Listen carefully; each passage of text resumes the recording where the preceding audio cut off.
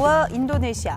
Jadi Gibran pertama kali, 인도네시아, 한국, 튀르키, Korea Selatan juga baru pertama. G20 정상회의 일정을 시작했습니다. Tapi Indonesia join MIKTA. Apa itu MIKTA? Karena dia tampil di bawah bendera Rusia, guys. Mereka ngobrol tanpa mikrofon. Indonesia believes 이를 위해서 먼저 국제사회는 기후위기 대응 노력을 지속해서 Guys, di video sebelumnya aku udah cerita soal G20 di Afrika Selatan. Ya guys, tahun ini ada satu hal yang bikin heboh. Itu Wapres Gibran. Dia jadi salah satu pusat perhatian di sana. Wajar sih, dia paling muda di antara wakil-wakil negara lain. Jadi Indonesia tampil beda tahun ini.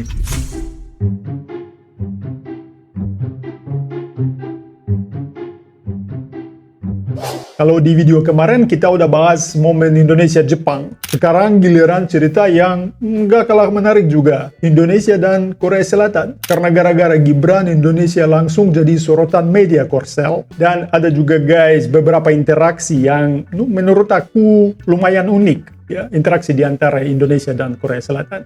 이재명 대통령이 남아프리카 인도네시아, 한국, 튀르키예, 와 인도네시아, 호주와 튀르키예 등 Oke guys, hari ini kita lihat apa yang terjadi antara pemimpin Korsel dan Gibran. Kita juga intip sedikit pidato akhir Gibran di G20 dan sedikit pidato pemimpin Korea Selatan. Dia biasanya ngomong pakai bahasa Korea aja ya. Dan orang cuma lihat, oh ya Korea Selatan lagi pidato. Tapi sebenarnya dia ngomong apa sih? Oke, langsung aja kita nonton. Let's go.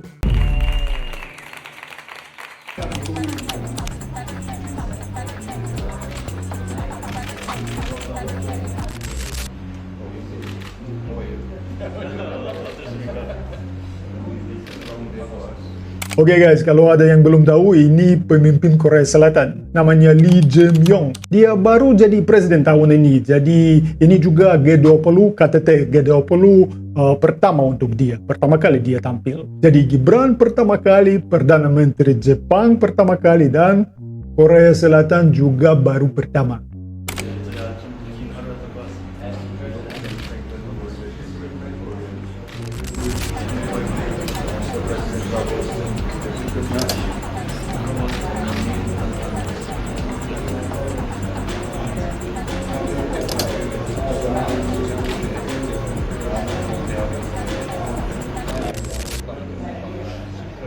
Nah, ini bagian paling menarik guys ya. Kenapa mereka bertemu? Dan kenapa cuma para pemimpin ini terpisah dari acara G20? Soalnya Indonesia guys, selain G20 juga masuk ke MIKTA. Kalau pertama kali dengar, kupikir itu namanya apa? Mitra. Mitra. Tapi bukan, MIKTA, MIKTA. Kalian tahu apa itu MIKTA? Yuk kita lihat. Bukan BRICS atau G7, tapi Indonesia join MIKTA. Apa itu MIKTA? Gini ceritanya. MIKTA itu singkatan dari Meksiko, Indonesia, Korea Selatan, Turki, sama Australia. MIKTA udah ada dari 2013 dan dipimpin oleh para menteri luar negeri. Tujuan dari MIKTA itu untuk bekerja sama dan menjembatani para anggotanya untuk berdiplomasi dan membangun konsensus pada isu-isu yang relevan terhadap anggotanya. Beda sama G7 yang berisi 7 negara maju yang fokus pada isu ekonomi. G7 mirip sama BRICS yang isinya 5 negara dengan perekonomian besar dengan fokus kerjasama ekonomi. Jadi walaupun sama-sama koalisi negara-negara kayak G7 dan BRICS, MIKTA lebih berfokus pada menjalin hubungan sesama anggotanya. Jadi gitu. Atau pertemuan negara MIKTA yang terdiri dari Meksiko, Indonesia, Korea Selatan, Turki, dan Australia.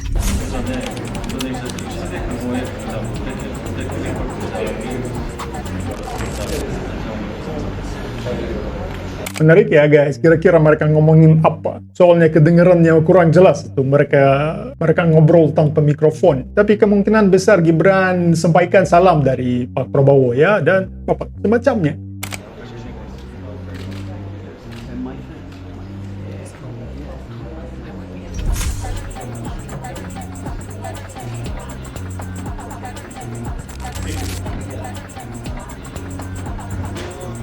Jadi mereka ketemu karena MIKTA ini. Dan itulah kenapa Indonesia banyak muncul di berita Korea. Oke guys, terus yuk lihat apa yang Gibran bilang di pidato akhir dia di G20. Dan habis itu kita lihat pemimpin Korea.